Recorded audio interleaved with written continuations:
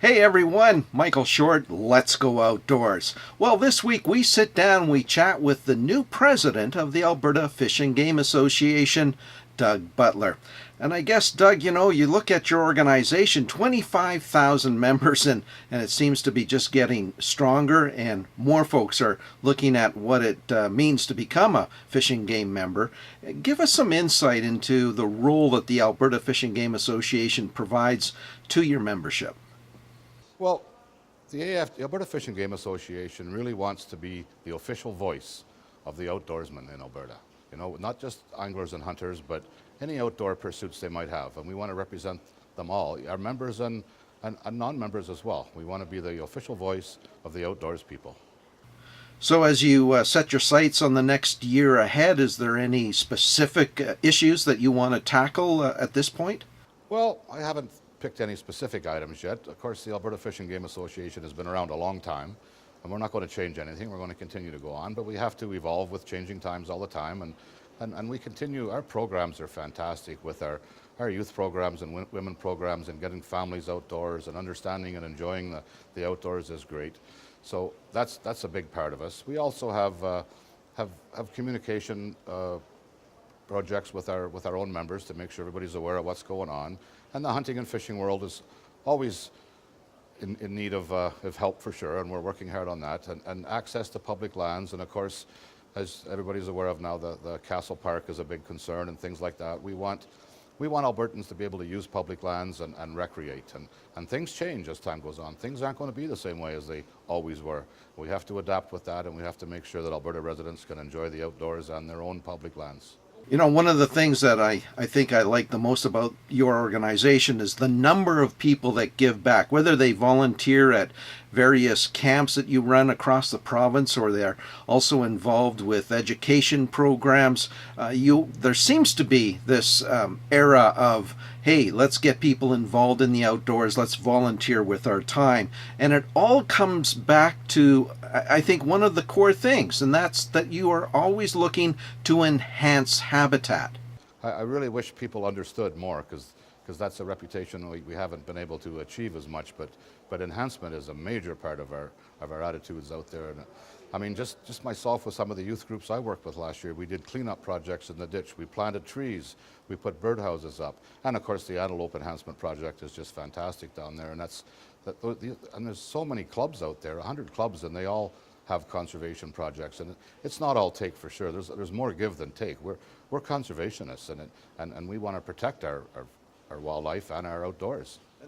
Well, we did touch on it a little bit, Doug, and that's the fact that your education programs are a cornerstone to what the Alberta Fish and Game Association provides, not only to adults, but of course to kids. And you have things like winter and summer kid camps. That's what it's all about, really. We'd love to see our kids involved and our families. So, we have some female projects that are going great. The ladies' leagues are just flying now. Our outdoor women's camps are doing well. Our youth camps, and a lot of clubs have youth groups now, and they're teaching the youth to get out and enjoy it. And if you can get our kids away from their electronics and get them outside, it's a little tug of war to get them there. But once they're there, they're enjoying it. They're glad they're out there. And even if it is tree planting and cleanup and building birdhouses and just being out with a group of friends, it's fantastic to see the rewards from that. There's no question that when you look at the consumptive outdoor audience, I guess is the best way to put it. Yes, Alberta Fish and Game Association, 25,000 members strong, but when you add the angling and the hunting community, we're talking almost 500,000 people. 500,000 people in this province have something to say about how we manage and have access to public lands right across Alberta, and that's a significant lobby group. It's not just the new government we have now. We've gone through a multitude of governments recently, like different ministers, different portfolios, and premiers. Even before this government, there was a lot of changeover, and it's been really hard to get any consistency going. And it's been a struggle. And with the new government, we're finding and not only the new government, but Fish and Wildlife seems to get buried deeper and deeper in the pile all the time. There's more important things, it seems, to government, and we're struggling to make it up front and center again. It's so important to our environment. And we're having a little bit of trouble with this government, but it's only been a few years here, and there's so many issues have gone on in Alberta over the course of time that we haven't had the chance to really get the feel of it yet. But we have some differences, and we're going to continue to work on them.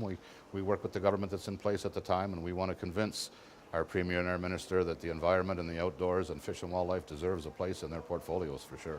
Well, there's no question lots of issues facing not only the Alberta Fish and Game Association, but through you to all the other outdoor users, Doug, and I know that there's going to be an opportunity for us to sit down and chat again real soon. So thank you for your time today, and continued success with your new role as president of the Alberta Fish and Game Association.